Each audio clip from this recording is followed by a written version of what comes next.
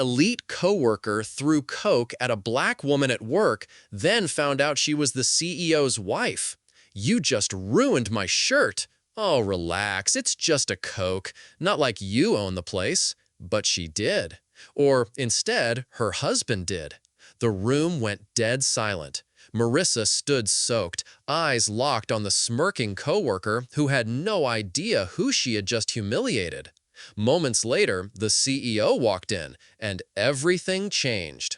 This isn't just an office drama. It's the unraveling of bias, power, and poetic justice in real time. This is the story of how a racist coworker learned the hard way: never judge quietly powerful women.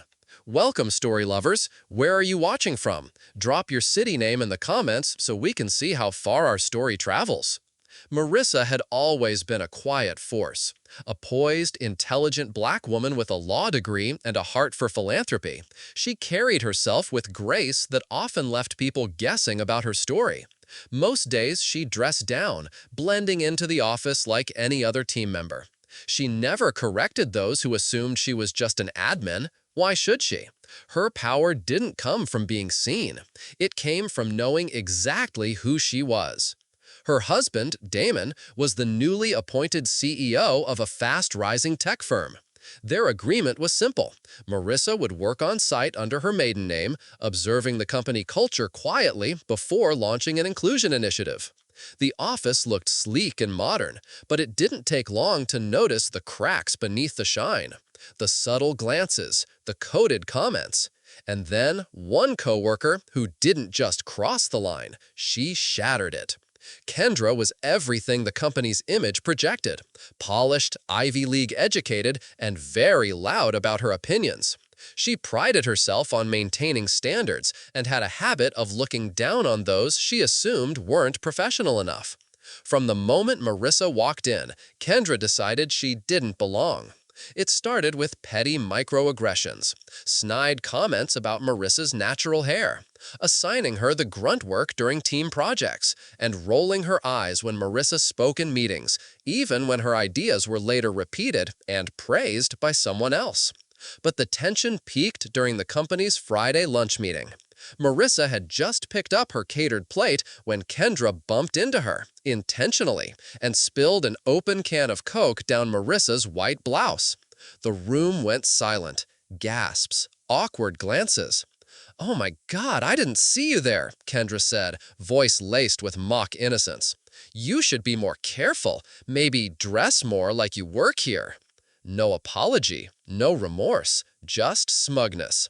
Marissa stood frozen, drenched and humiliated in front of 40 coworkers. Then something shifted. Damon, the CEO, her husband, stepped into the room. He hadn't witnessed the spill, but he saw the aftermath. He saw his wife. Kendra was still laughing when she looked up and noticed him watching.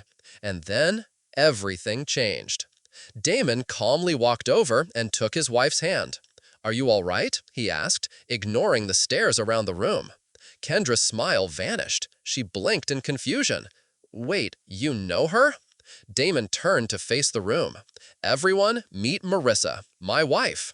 And as of next week, she'll be heading our new diversity and equity division." The silence was suffocating. Kendra turned pale. "That includes conducting a full review of this department's practices," Damon added, his voice firm. "Starting today." Kendra tried to speak, but no words came. She didn't just spill Coke on a colleague. She humiliated the CEO's wife in front of the public. And now she realized she'd finally crossed the line too far. Dear audience, if you're enjoying the story, don't forget to give it a like. It helps. Marissa didn't retaliate with anger. She led with vision. Under her leadership, the new division introduced employee-led panels, anonymous reporting systems, and training that directly addressed unconscious bias. Kendra? She was quietly let go a month later after multiple complaints surfaced. She never saw it coming. But the story wasn't just about revenge. It was about exposure and change. Because too often, women like Marissa are overlooked, underestimated, or outright disrespected in spaces they helped build. This time, the truth was undeniable. The power imbalance flipped, and justice wasn't loud. It was strategic. Because when racism wears a suit and tie, sometimes the best response isn't a fight, it's a reckoning. Thanks for watching. Subscribe to our channel for more powerful stories and new videos. Take care.